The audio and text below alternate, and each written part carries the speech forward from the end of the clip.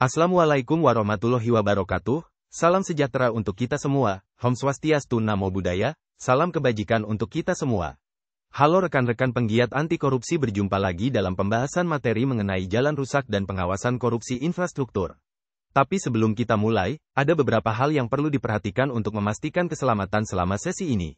Pertama, pastikan area kerja Anda bebas dari gangguan dan risiko fisik. Pastikan juga Anda duduk atau berdiri dengan nyaman dan tidak dalam posisi yang mengganggu postur tubuh Anda. Kedua, selalu perhatikan penggunaan teknologi. Pastikan koneksi internet Anda stabil, dan jika menggunakan perangkat audio, pastikan volume disesuaikan agar tidak menimbulkan gangguan atau cedera pendengaran, dan pastikan juga peralatan listrik Anda dalam keadaan aman. Rekan-rekan sekalian, ruang publik masih diramaikan dengan pemberitaan perihal jalan rusak di daerah. Setelah Lampung, jalan rusak di Sumatera Utara, Sumatera Selatan, dan Jambi menyusul menyita perhatian. Jalan dengan lubang menganga lebar pada dasarnya dapat kita temui di banyak daerah. Persoalan yang tidak asing ini terjadi bukan hanya karena kurangnya anggaran pembangunan jalan, melainkan juga korupsi. Dilansir dari website Indonesia Corruption Watch atau ICW, pemerintah pusat dan daerah mengalokasikan anggaran pembangunan jalan yang cukup besar dari tahun ke tahun. Sebagaimana disebutkan Menteri Keuangan Sri Mulyani, pemerintah pusat menganggarkan Rp203,5 triliun untuk pembangunan jalan daerah dan nasional dalam APBN 2023. Pembangunan terbesar dilakukan di Pulau Sumatera, yaitu mencapai Rp71,5 triliun atau 35% dari anggaran pembangunan jalan. Anggaran itu untuk membangun jalan tol maupun non-tol dan mencakup biaya pembebasan lahan hingga pembangunan jalan dan jembatan.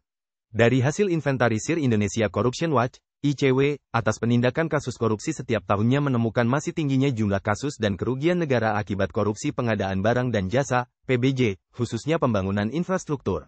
Sebanyak 250 dari 579 atau 43% kasus korupsi yang ditindak aparat penegak hukum sepanjang 2022 berkaitan dengan PBJ, di mana 58% diantaranya merupakan PBJ infrastruktur, termasuk pembangunan jalan dan jembatan. Korupsi infrastruktur diyakini lebih tinggi di lapangan dibanding angka penindakan yang dilakukan penegak hukum. Korupsi dalam pembangunan berdampak signifikan pada kualitas pembangunan. Sudah banyak contoh kasus di mana ada pembangunan mangkrak dan pembangunan berkualitas rendah akibat korupsi.